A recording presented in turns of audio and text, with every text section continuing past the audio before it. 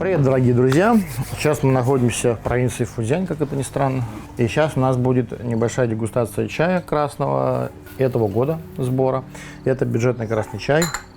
Мы уже его привозили в прошлом году, он как-то всем очень понравился, закончился.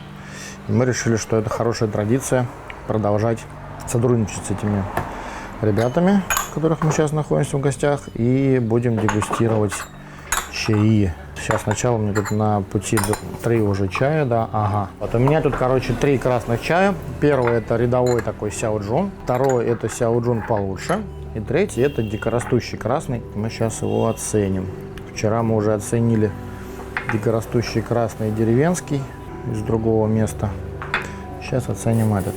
Завариваю, как всегда, крепко. Сейчас чуть-чуть мы сделаем это все помощнее. Вот эти 2 чая конкретно это, как говорится, есть такая присказка китайская чхаподова, то есть типа такой же, как был. Но я всегда все равно проверяю, типа такой же, как был, но соответствие необходимым стандартам, потому что хоть он и сделан в том же месте, где и в прошлом году, и теми же людьми, все равно он может быть другой. Поэтому я лишний раз все равно перепроверяю. Стараюсь всегда, на самом деле, приезжать на место, когда не успеваю. А вот это вообще прям пахнет очень хорошо. Когда не успеваю, заказываю пробники на какой-нибудь китайский адрес, потом собираю. Но так я уже тоже стараюсь делать поменьше, потому что все равно личный контакт, он очень важен в таком деле, как ни крути. Кучу времени, конечно, все это занимает, уже честно, знаете, когда приходится себя развлекать, чтобы не скучать. На сегодня у нас развлечение, это мы поедем в еще одну высокогорную деревню, где будем искать эксклюзивный всякий продукт, который сложно найти. Вот это вот, пожалуй, единственное, что развлекает в этих местах. Важно, кстати, вот так вот стряхивать до конца гайвань, потому что там на дне может остаться какое-то количество чая, которое перезаварится, и следующий пролив у вас будет уже совсем не тот, какой он должен быть. Так, ну что, пробуем.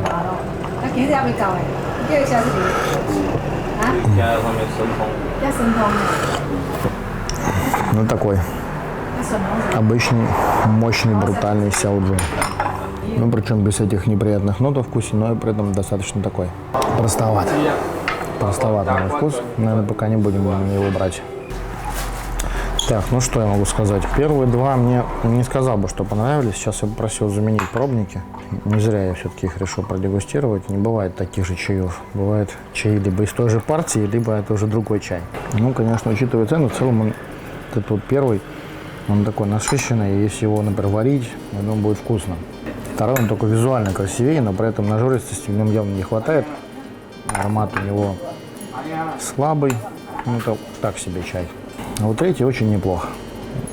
Я думаю, мы возьмем его. Очень приятный красный чай. Говорят, что дикорастущий. Может быть, даже действительно дикорастущий. Все может быть. Аромат очень приятный. Так, ну вот, мы выбрали из первых 3 один не понравился, 2 я считаю, что нормальных. Сначала мне первый не очень понравился, но потом он раскрылся. Особенно на 3-м проливе. Аромат пошел. 3-й вообще очень хороший. Так, сейчас пробуем еще. Ну да, и внешний вид тут у первого самого тоже хороший, то есть приятный, хороший сяоджун бюджетного сегмента. Я думаю, что он очень многим зайдет. Непонятно, что-то пока он... Ты попробуй. Попробуй вот этот, какой тебе больше нравится, мне просто интересно. Тут мне как репрезентативный. Ну, вот этот хороший, на самом деле, такой нажористый. Пошел вкус у него. Да? Ну вот да. Он такой, какой-то легкий слишком. А эти прям наш вкус. Вот мне вот этот вот он прям хороший. Да, здесь какой-то пустоватый. Тут он никакой. Вот интересная история с китайцами. Китайцы очень любят вот эти вот пустоватые вкусы. Причем сами это понимают, даже часто говорят, ну да, вот мы любим такие вот легкие, еле уловимые, тонкие ноты. Которые бывают настолько иногда еле уловимы, что там их вообще никаких нот нет. Были, когда мы в университете пищевых производств в Москве, руководитель одного из факультетов, профессор Марина Борисовна, говорила про одного чайного деятеля. российского, который говорит, ну вот, как вообще он так может? Он же говорит, что типа надо пить вот этот вот нежный чай, которого нет вкуса, это вот чай, который не обременяет вкусом, вот это же так здорово, вот такой нежный, такой вот прям вот, я люблю такой чай, который легкий. Он говорит, это вообще невозможно, как чай может быть таким? Нет, когда мы говорим про белый чай или про какой-то там чай нежный, который действительно сам по себе такой, какие-то тонкие улуны, желтые чаи, там вот эту нежность и тонкость можно улавливать. А в красных такое тоже возможно, если мы говорим про некоторые почечные или про, может, тайваньские некоторые сорта. Но когда мы говорим про сяоджун из такого вот брутальной обработки, достаточно сильно ферментированный, вот, еще бывает подкопченый. И когда мы чувствуем в нем вот эту вот такую нежность, что она прям совсем нежность, настолько нежность, что даже саму нежность ты не можешь уловить, это значит, что чай какой-то, что-то с ним не то. Он такой не должен быть.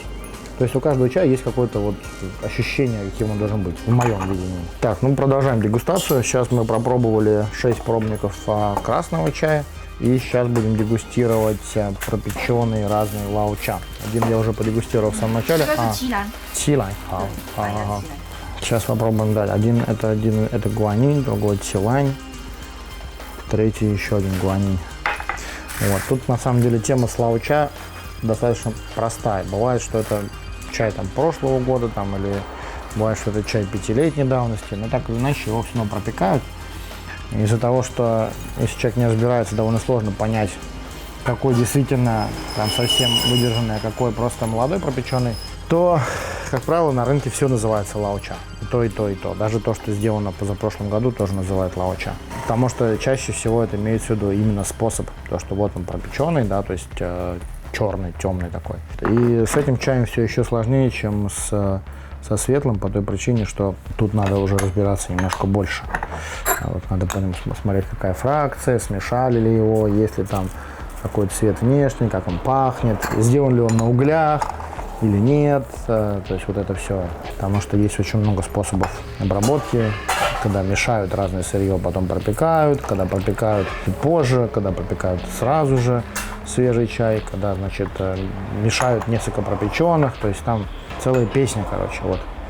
Поэтому это надо пить вдвойне внимательно. За что я люблю эти чаи, то, что я всегда говорю, каждый такой чай, он, как правило, уникальный, потому что это некий купаж, либо это бывает просто выдержанный чаек.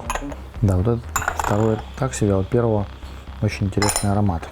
Да, вот этот вот цилань, он просто светлый, чуть-чуть подпеченный такой, и, ну, мне вообще не нравится. Такой точно не надо. Вот этот вот что-то среднее. Нет, не годится. Вот на этот надежда одна осталась. У меня такая интересная нотка во вкусе, как ее даже правильно описать, какая-то кашка. На кашку похож. Даже не овсяночку, а какую-то вот, знаете, смесь 7 злаков. Ну и при этом еще какие-то сухофрукты, что-то такое интересное. В прошлый раз я у них выгреб остатки всяких разных лао-ча. Причем каждого там было там, ну, 30-40 дней. Видели эти огромнейшие обновления раздела Южно-Фудзянские улуны у нас. И ну, просто реально был так прям капитально, скажем так, капитально в плане новинок. Но большинство этих чаев и больше никогда не будет. Потому что они как бы, ну, есть вот что это такое. Тут одна партия была такая, и точно такую же ты никогда в жизни не сделаешь. Это даже как с шупуэром. То есть кучу заложили, она получилась вот такой, и следующая куча она будет другая. Почему у нас всегда новые блины, там новые. То есть отдельные виды сортов чая, которые воспроизвести очень сложно. Если красный чай, зеленый чай, большинство улунов, которые свежие улуны, да, их можно делать снова и снова, то вот такие чаи их делать снова и снова гораздо сложнее. Особенно если идет речь о каких-то там купажированных или еще каких-то историях. Вот это очень неплохой аромат. Но вкус слабоват. Кашка. Даже не кашка. Что же за вкус такой, господи? Аромат очень хороший. Прям вообще классный. Такой глубокий, многогранный. С этими цветочными такими нотами. Ну, послевкусие слабое. Вкус, в принципе, есть. Он даже какому-то количеству людей точно понравится, но послевкусие слабое. При этом очень хороший аромат. Не знаю, под вопросом. Под вопросом. Вот тут еще три продукта приехало. Так, вот эти два точно не надо. Этот один подумаем. Принесли мне тут еще Шупер какой-то, Шен точнее. Посмотрим, что у них тут за Буланшань, Тяому. Обычно мы, конечно, готовые продукты я почти никогда не беру, просто потому что не беру. Все знают причины, почему я их не беру, потому что мы развиваем свой бренд, и как бы купить рассыпной чай и сделать свой всегда будет более экономически выгодно для всех участников процесса, включая потребителей, вот, чем покупать чей-то бренд. Но иногда бывает, что-то нахожу в каких-то коллекциях или просто вот у поставщиков что-то завалялось где-то. Оно бывает достаточно забавно. И предложили мне тут новый чай, я говорю, новый мне точно не нужен, я лучше старенький попробую, что там из него вышло. А так он похож на влажноватый, у него такой аромат. Похоже, тут действительно влажный, поэтому не уверен, что он хороший, но из вежливости я попробую. Это у нас уже получается чай номер 8 и номер 9 в сегодняшней коллекции. Но нет, слишком, может, он такой влажный аромат. Плохо хранили, слишком влажно, когда хранится пуэр в такой влажности, как здесь, это чрезмерно. Рассказывают они про свою боль, как они купили пуэр, и сейчас у него так упала цена. Тут лунчик у нас, и тут у нас шенчик. Но, если честно, сырье у шенчика так себе, пустоват по вкусу. Сейчас посмотрим, может, он, конечно, раскроется во что-то удивительное, но мне кажется, что нет. Нет, пустой, конечно же, пустой. Это, в принципе, и так было понятно. Но, на, попробуй. Действие в нем присутствует. По-любому, но вкус в нем отсутствует точно так же по-любому. Так, а это у нас тут пропеченный лун очередной. Ну, тоже не, сейчас не хочется такой. Слишком грустный. Очень грустный. Мы такой пока не будем. Этот тоже мы не будем. Попробуем еще одну тача последнюю. Я думаю, на этом надо идти обедать, потому что что-то вообще 9 сортов чая, конечно, немного, но когда они такие все мощные. Ну, короче, рассказал я нашим ребятам, что бывает с пуэром, когда плохо хранят. Тача оказалась вообще заплесневелой, ну, потому что нельзя не хранить пуэр, но это такое, здесь слишком влажно для этого, и летом очень жарко, поэтому, в общем-то, пуэр не очень. Я его пить даже не стал, слишком он такой. Объяснил им, как надо хранить, и для того, чтобы не иметь таких проблем, они говорят, ну да, мы лучше будем на складе в Гуанчжоу хранить, ну да, уж лучше влажный склад, чем вот это вот. Тут у них очень много тумана, и чай, соответственно, весь накрылся у них, поэтому, вот, причем у них так достаточно много его. Это тот самый случай, еще одна причина, почему они выкупают всякие старые, непонятно откуда взявшиеся, потому что, ну, блин, нельзя такое пить, это просто опасно даже. Вот. И вкус у него тоже никакой. Но я один попил. Вот. Но, кстати, еще к вопросу об опасности. Пью я вообще все, как вы видите, все, что дают. Вот. Уже только потом проверяю, насколько это вообще. И покажу.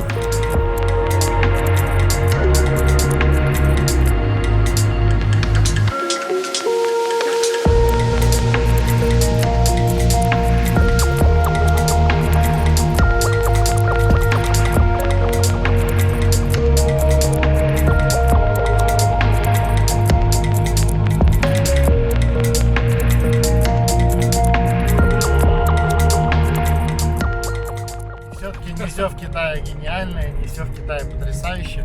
Сейчас проезжаем Пинхэ, едем в Джоань, и вот можем посмотреть, как замечательно они делают дорогу.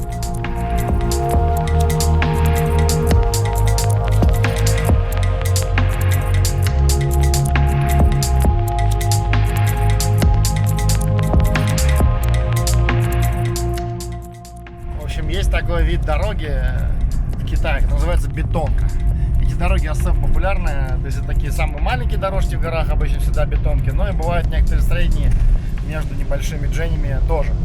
И эти дороги очень часто такое встречал, чинят каким-то крайне специфическим образом, то есть выдалбливают ее полностью до основания, где-то на глубину, может быть, сантиметров 20, иногда и 40. Представляете, да, то есть туда машину может целиком поместить, если она туда попадет, не дай бог, в такую яму. И выдалбливают все, что там есть, весь этот бетон, соответственно, подстилку, все это выгребают. И потом заново все это закладывают снова песком. Там, ну, по сути, они разрушают дорогу под ноль и закладывают ее заново. Вот, на самом деле, ну, я, конечно, не строитель, но я видел многократно гораздо более продуктивные и толковые способы сделать бетонку. Вот, либо ее отремонтировать, ну, то есть, либо закатать сверху, либо срезать сверху слой какой-то, да. Вот, но, с другой стороны, не асфальт, бетон срезать довольно непросто, поэтому, я думаю, может быть, это решение такое брутальное именно из-за того, что это бетон. Но как бы то ни было, здесь мало того, что они это делают так еще и они особо не следят за машинами, то есть они их не останавливают на коротких участках. И тут надо только понимать, что это еще горный серпантин. Если ты, не дай бог, значит, где-нибудь не видишь встречку, которая несется по единственной полосе, то, соответственно, у тебя будут большие проблемы. Собственно, чтобы никто не несся, они раздалбывают еще и оставшуюся полосу единственной дороги, раздалбливают, оставляют такие дырки, чтобы ты не мог слишком быстро ехать. Вот, но это странное довольно решение, потому что потом все равно, когда одну полосу починили, вторая полоса, они же не будут ее раздалбывать, чтобы пока вторая чинится, они быстро не ехали. Ну, то есть довольно-таки странная система ремонта, из-за этого безумно долгое движение, при этом, ну, не быстро и довольно-таки бестолково все это выглядит в плане застройки. То есть, конечно, не вся инженерная мысль гениальна, скажем так. Но, с другой стороны, надо понимать, где мы находимся, насколько это глухомань, то, что здесь вообще регулярно чинят дороги. Это уже показывает заботу государства, скажем так, об этом. Потому что в целом дороги в Китае, ну, нормальные, только очень-очень глуши можно попасть на какую-то совсем раздолбанную дорогу. Да и та, скорее всего, будет находиться в этот момент в ремонте, либо будет ремонтирована в ближайшее время.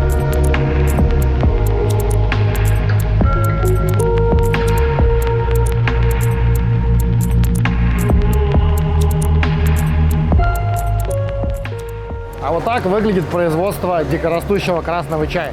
Обычно всегда такой чай делают очень маленькие хозяйства, то есть это, как правило, семейная, даже не ферма, но просто вот домашний чай. Почему домашний чай? Потому что количество его минимальное, и крупный завод обычно за такое даже не берутся. То есть там мизер, то есть там несколько десятков дзини или там даже может быть десяток дзини, то есть количество очень маленькие. Поэтому вот он, собственно, весь завод.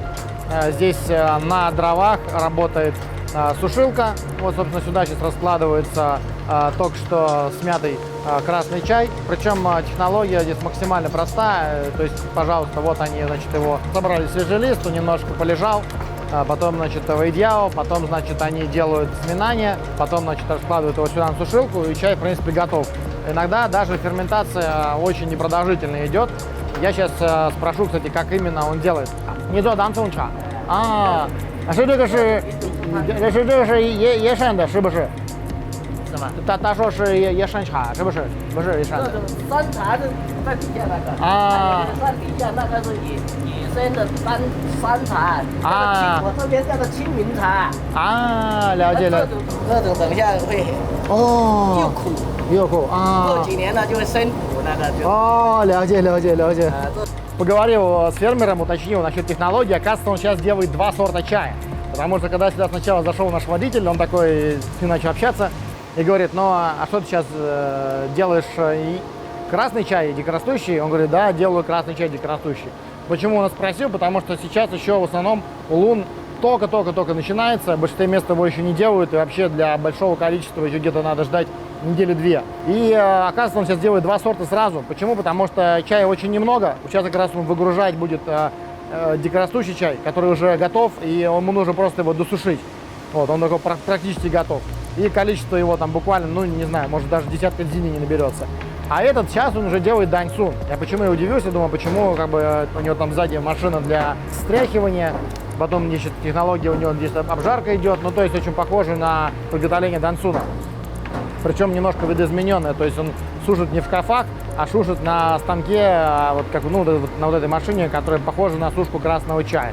Ну то есть так у них тут все вместе на одной машине, и получается чай своеобразный, потому что как бы технология немного изменена. То есть по-хорошему даньцуны на удуне делают не так, как здесь. Вот, он же здесь делает и красный, и даньцун, и говорит: ну вот я делаю так, как у меня получается, потому что у меня нет большого количества оборудования. Вот сейчас я вот приготовил красный. Все количество, то, что у него есть, это вот этот поднос. Это еще одна причина, почему, собственно, крупные заводы не занимаются этим чаем, потому что много его просто нету сырья столько. Вот, это называется как синминча, то есть у них он называется чай синмина, то есть чай праздника синмин, который будет, кстати, послезавтра. Вот и готов чай, ну то есть он еще не до конца готов, он прошел первичную очень непродолжительную сушку на вот этом станке для ганзао, который на дровах работает. И сейчас он такой вот полувлажный, мауча, остался здесь в подносе, и он хочет досушить его просто, чтобы сам он посох, разложить его на подносы, потому что говорит, что если его доводить сушку полностью на станке, получается аромат не такой хороший. Ну, то есть это, в общем-то, аналогичная история, как с шайхуном, то есть красным чаем, который сушится на солнце. Поэтому он должен подержать его какое-то время, либо, если не очень слишком яркое солнце, просто разложить на подносах, дать ему высохнуть, либо, может быть, продержать даже на, вот, не знаю, просто здесь в помещении какое-то время. Но в любом случае сейчас он будет его раскладывать более тонким слоем, чтобы чай не запрел. И таким образом получается более ароматный, очень нежный, дикорастущий чаек. У нас, кстати, этот чай будет, вот, так что надеюсь, вам удастся попробовать то, о чем я говорю.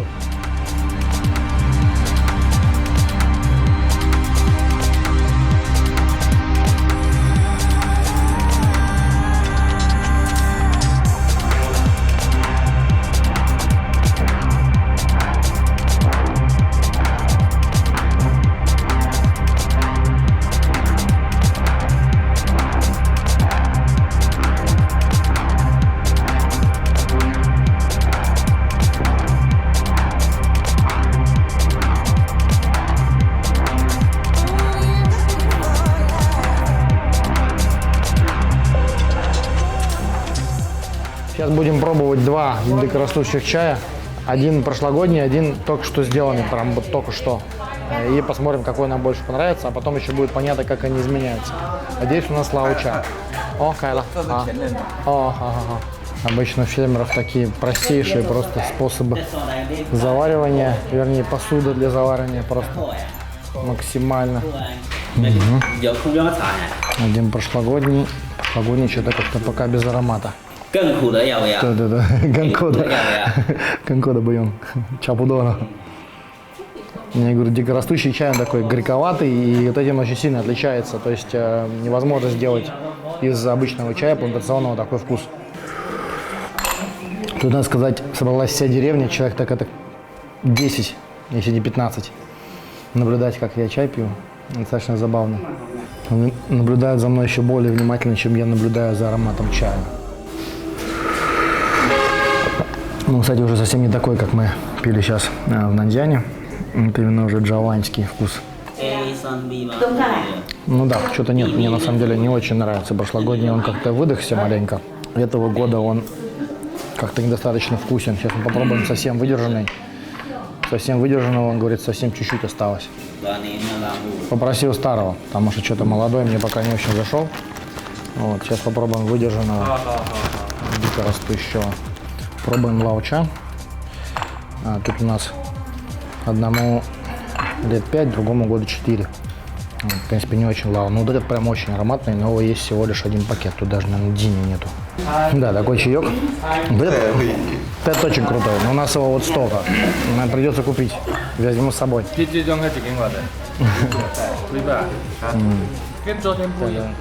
Обсуждаем, что очень разный вкус у дикорастущего чая в разных регионах. Буквально 250 километров отсюда уже вообще другой чай. Че, говорю, всего один день-то? Говорит, ну, сейчас, говорит, там дома есть, я дом наверху, там, в горах, там, говорит, еще есть. Я говорю, сколько есть? Ну, 2-3 дни у меня там припрятаны для себя.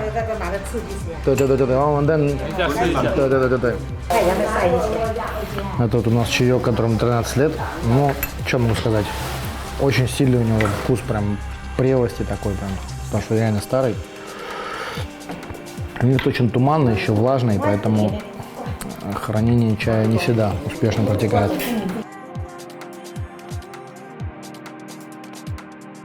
Пробуем еще парочку новых, тоже дикорастущих.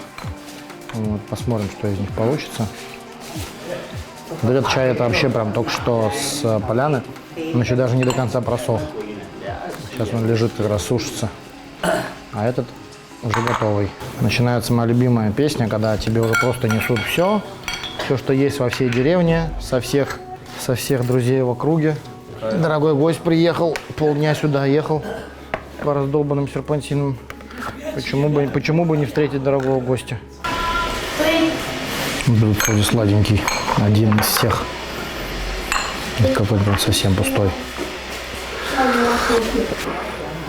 Нашли один, наконец, из кучи, который более-менее ароматный. Вот этот слишком пустой. А один из этих очень хороший. Вот.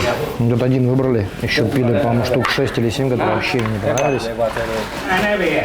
Это, да, бывает, хаоча, по хаоча,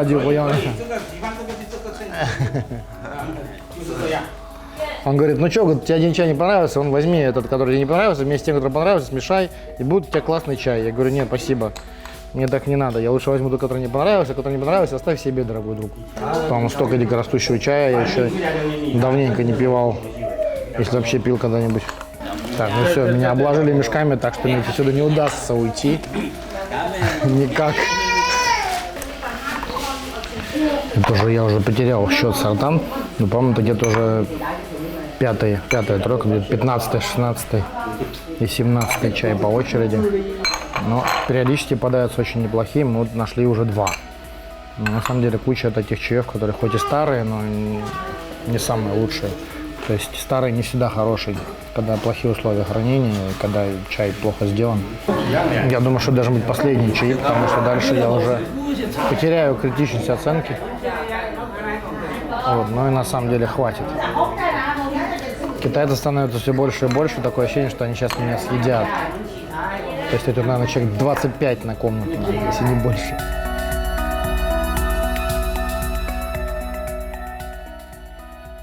Ну, наконец-то мы доехали до завода, куда мы изначально направлялись.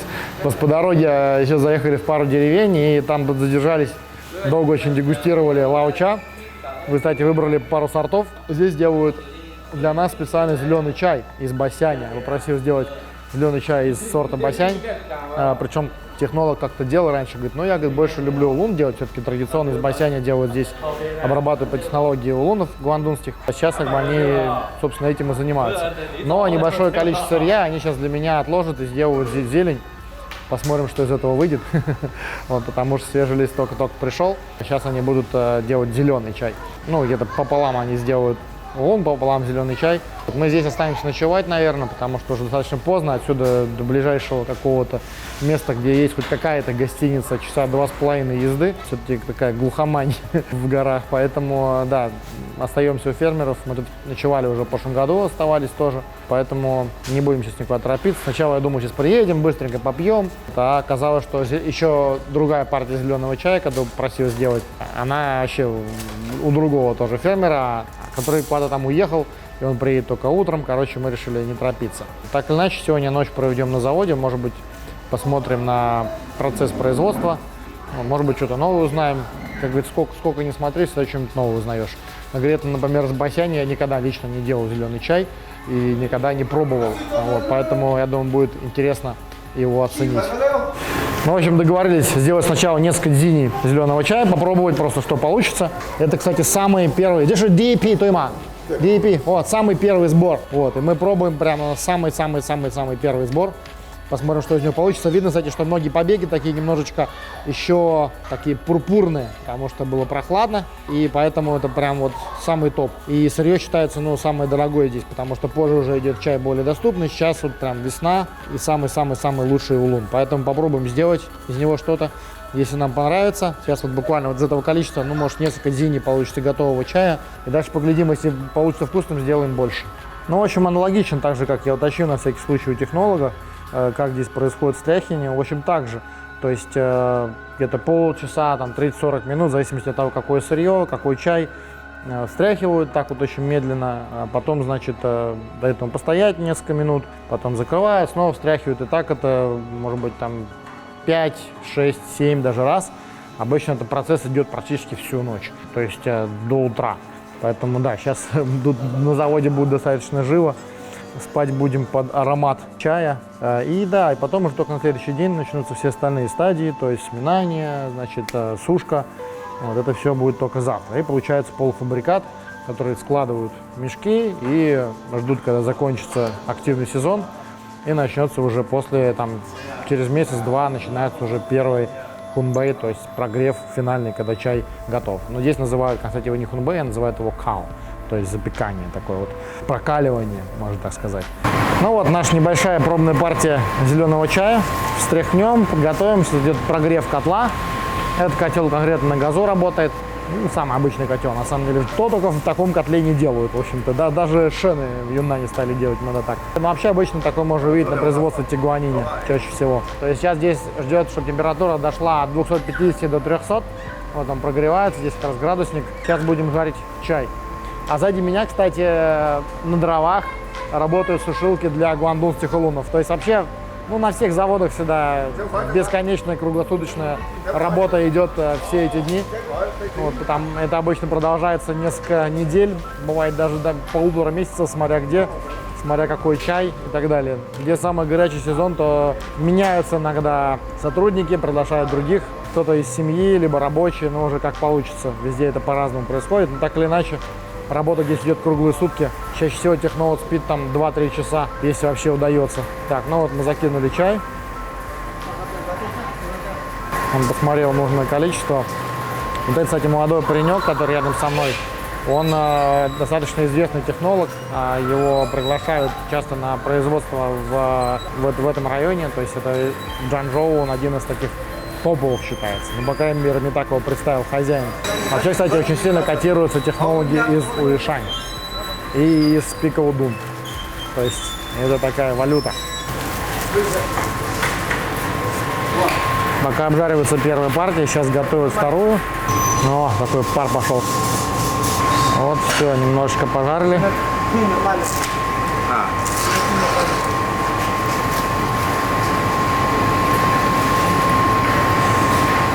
Сейчас вторую закинем и все. Хотя она нет, на 3 раза хватит. Так, сейчас его нужно встряхнуть.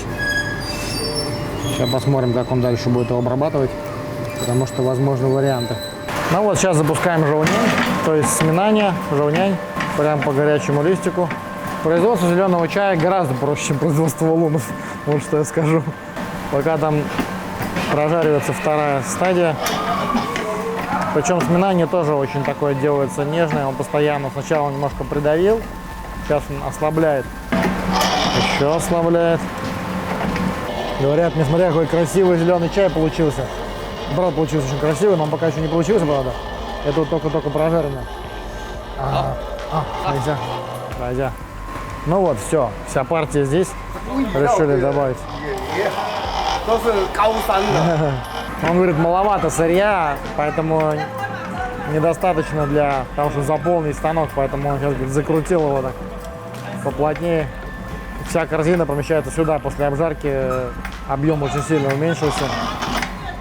Я, кстати, ошибся, он его не ослаблял, а наоборот зажимал посильнее, чтобы уплотнить, потому что по мере сминания объем уменьшается сырья и он постоянно подкручивает. Кстати, в случае с красным чаем эта стадия может длиться минут 40, ну 30-40, смотря какой красный, какая скрутка нужна.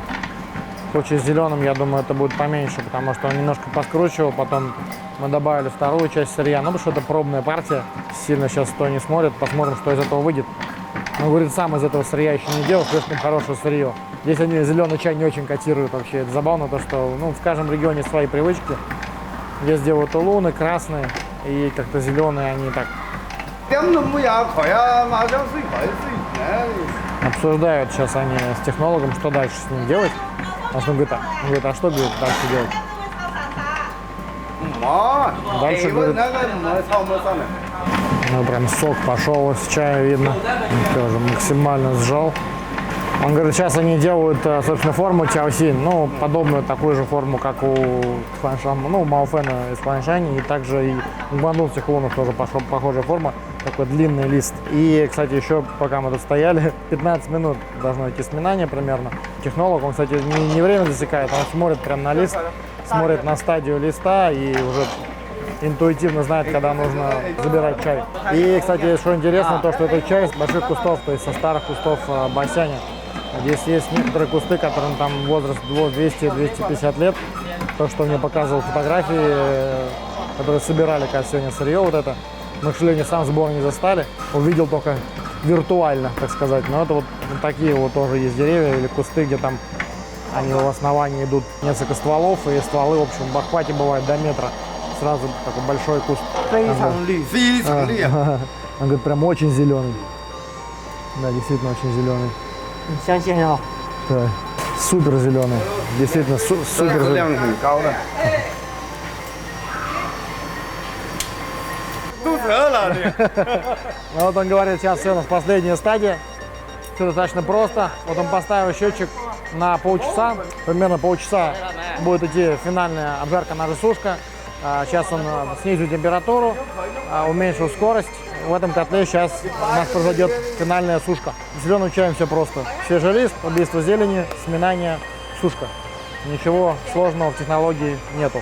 Вот сейчас немножечко еще встряхнул сырье. Ну, говорит, да, нужна температура примерно от 130 до 150. Ты где-то полчаса, идет финальная сушка и чай готов. Ну и тоже барабан немножко медленно крутится. Но, говорит, если да, если температура выше, то чай может испортить, поэтому очень важно. Сейчас он ждет, пока градусник дойдет до нужной температуры. И даже не ждет, она уже опускается. Тут будет буквально несколько дзиней чая. Ну все, пока чай жарится, пойдем.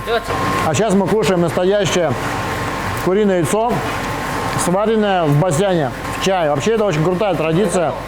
Я настоятельно рекомендую, если вы едите яйца, берете вот такую кастрюльку, вот, туда просто кладете какое-то количество чая, ну, примерно 20 грамм чая, может быть даже нет, мне кажется, чуть больше. Столько, сколько варится обычно яйца вкрутую, может быть чуть дольше. Дождаться, пока яйцо немножко треснет, и чтобы чайный настой попал в яйцо. И получается очень бодрящее яйцо. Они вот этими яйцами тут питаются, пока работают, потому что не всегда есть время нормально поесть, особенно когда идет самая активная стадия обработки чая. Ну, большей частью обычно технологи спят ближе к утру. Ну, после того, как последняя стадия сделана, потом у них есть небольшой промежуток времени между тем, как придет свежее сырье. Но вот они подкрепляются вот таким вот яичком, сваренным в чае бассейн. Очень рекомендую. Берете любой чай, кастрюльку, да, ну, грамм 50 чая и варите. И у вас получается, особенно если взять какой-нибудь самый крутой чай, ох, вообще, наверное, получится огонь. В процессе обжарки все равно он контролирует, хоть он и говорит, сейчас на полчаса оставим и пойдем кушать, но он сейчас хочет постараться, во-первых, хочет постараться сделать хорошо, потому что я сейчас, это же тестовая партия, если мне понравится, то я закажу и сделаю много, если мне не понравится, то, собственно, я не закажу и ничего не сделаю. Поэтому он сейчас, значит, пробует, что получится, и после этого уже будем смотреть. Он постоянно контролирует температуру, и немножко там ее включает пожарче, потише, потому что, ну, смотрит на состояние листа. Показывал мне, говорит, как, говорит, правильно, говорит, я ферментирую. Говорит, у меня лист, говорит, смотри какой. О, говорит, показательный. Прям ну, то, что должно быть для правильного луна, то есть красная кромка и зеленый центр листа. И вот, говорит, смотри, я, говорит, умею, говорит, какой у меня гунфу, только по самой каемочке. На самом деле, это действительно очень классная гунфу, когда вот именно так умеет делать, это здорово. Вот. Ну, еще показывал, говорит, как, говорит, приезжал к нам начальник нашего Сяня и со мной вместе гулял по горам. Вот. Это для них важно. Пока мы кушали, чай уже почти готов. Приобрел уже внешний вид зеленого чая. Привет, братан. Технолог смотрит, когда он уже будет остановить процесс, но пока, мне кажется, еще надо погреть его. На самом деле это как, в общем-то, на кухне. То есть можно сделать процесс быстрее, но таким образом чай будет менее ароматный. То есть просто высушить его. Вот. Но можно сделать его дольше. Соответственно, чем вот именно, кажется, соотношение температуры, времени, оно очень важно. Тут нет точного правила, тут есть именно чувствование, какое сырье, гунфу. О, Антиаля. 很漂亮，很绿啊！ Вот такая красота у нас получается. Но еще он влажный, ему надо еще подсохнуть. Он зеленый. Ну вот, дегустируем зеленый чай. Пока это еще у нас на полпути он находится. Пока говорит, еще, говорит, не досушен, поэтому он пока еще такой. Сейчас, говорит, мы его доделаем, он еще вкуснее будет. Но уже сейчас очень такой нежный прям чаек. Из него ушла вся горечь, потому что было убийство зелени, происходила стадия, быстрая обжарка в начале, на высокой температуре. Да, эксклюзивный получится у нас зеленый чай, я думаю, в этот раз.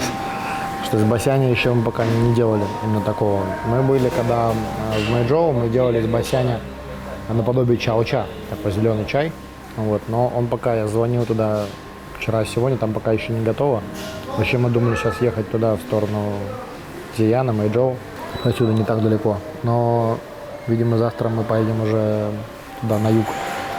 Нам сейчас большое путешествие предстоит. Здесь такая же абсолютно обстановка, как и в других местах, где мы уже успели побывать. В этом году начало весны. Сегодня у нас 3 апреля. Я думаю, что 4, оказывается 3. Так много мы успели за эти первые 3 дня, что мы здесь. Поэтому еще, собственно, обычно это идича, то есть обычный чай плантационный, еще не готов. Сейчас делают чай дикорастущего сырья из больших кустов, либо больших старых деревьев. Конечно, зеленый чай вот из того же самого сырья, что улун. Вообще такого аромата яркого, как улун, не имеет. Причем, ну, другой он все-таки. Но у него есть такая вот нежная нотка. Улун он дает терпчинку. А зеленый этот прям вообще очень-очень нежный. Но хотя он еще не готов, мы посмотрим, что будет, когда он полностью высохнет. Он говорит, я сейчас решил его еще подольше посушить. Сначала сказал полчаса, а потом лучше пускай часик посохнет, будет лучше. Не нужно торопиться, поменьше температуру сделал, будет чай вкуснее.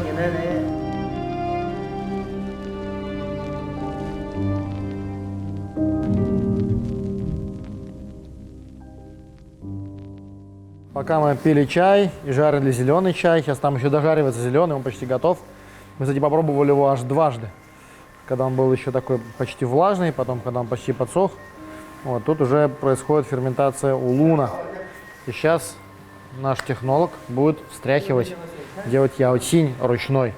Вот, потому что они наполовину встряхивают полностью вручную, наполовину встряхивают в машинах. Делают и то, и то. Вот такой вот танец, на самом деле, очень многим известный по Уишань, но на самом деле он активно применяется и во многих других регионах. Нужно создать такое движение руками, обратить внимание на его руки. Это на самом деле очень непросто. Я лично не умею. Я пробовал, но это надо учиться и не 1 год.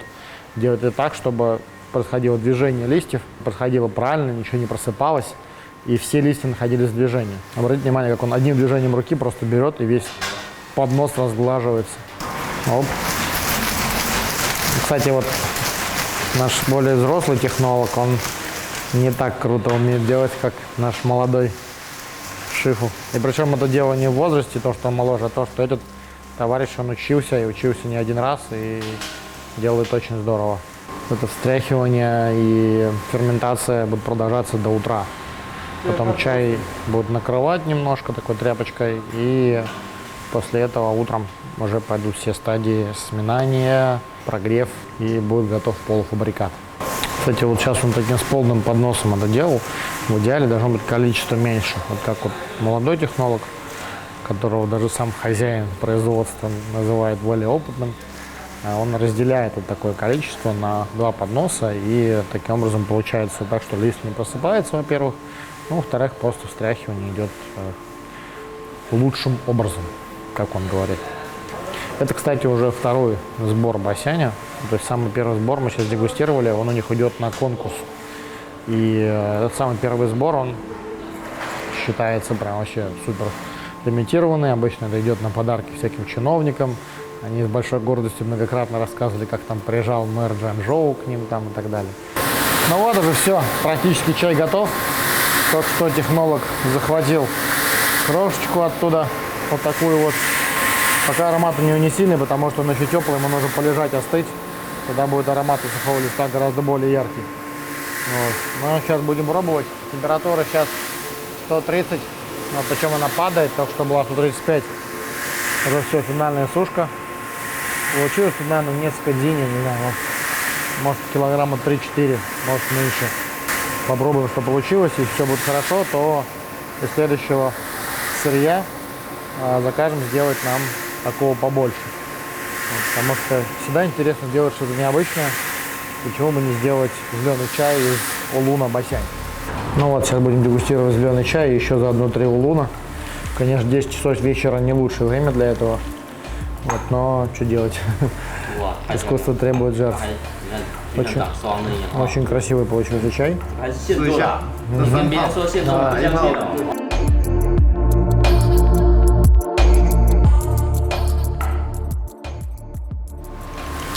А это у нас даньцуна, мы пробуем 3 даньцуна.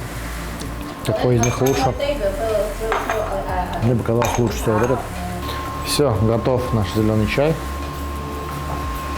Сейчас будем дегустировать наконец. Китайцы очень любят разглядывать чай, и они вот тут каждый подходит. Ой, какой красивый получился. Ой, какой красивый. Почему? Потому что они очень мало делают. Здесь зеленые конкретно, ну, вообще, так понял, из Басяна они вообще никогда не делали. Либо если делали, то когда-то давно и там случайно. Вот, поэтому для нас это такой тоже интересный опыт. И для них тоже. Ну вот и готов наш зеленый чай. Теперь уже совсем готов. Вот столько получилось. Было свежего листа 2 подноса с горкой. Получился 1 поднос на донышке готового ганча, то есть сухого чая. Сейчас тут мы его переберем от этих лишних листиков. И будет такой эксклюзивчик. Вот. По-моему, очень хорош должен быть. Сейчас заварим, попробуем. Ну вот, дегустируем чай. Надеюсь, они не успеют закурить сигарету, пока я вдохну первую чашу. Потому что... Ой, единственное, что меня бесит в Китае, это курение, это их постоянное. Не везде, но очень часто. О, чай космос. Да, в принципе, было понятно и до, потому что мы уже пробовали полуфабрикат 2 раза. Не очень хороший зеленый. Вот эту микропартию, там сколько там, о господи, килограмма 3, наверное, тоже сейчас отправим, а потом сделаем побольше. Так что будет у нас еще эксклюзивчик.